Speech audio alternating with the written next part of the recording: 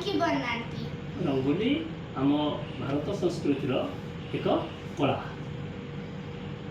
यह विभिन्न राज्य रे विभिन्न प्रकार पालन करा जाय था। विशेष करी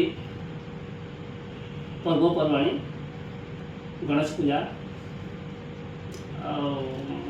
दशहरा होली दिवाली इत्यादि रे यह मना जाए।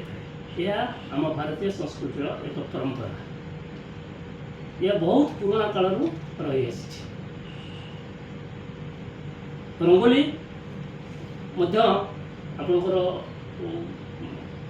फल रे हो पारिबो, फूल रे हो पारिबो, चाउल चूना रे मध्य हो पारिबो।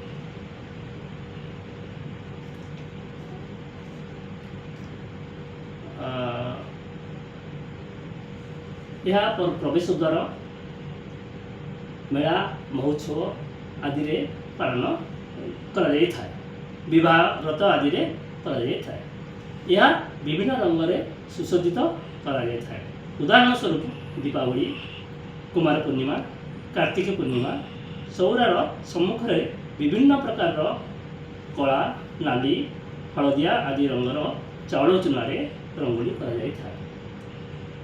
विद्यालय मानकरे रंगोली कंपिटिशन करा जिवार मध्य परंपरा अछि।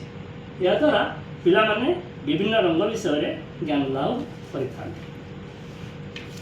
समाज रे चलिथिबा पर्वपर्वाणी को मध्य मन रखि। मु आशा करूची तमे मध्य रंगोली रे मन ध्यान को देई करि पारले बहुत भल हो। Thank you.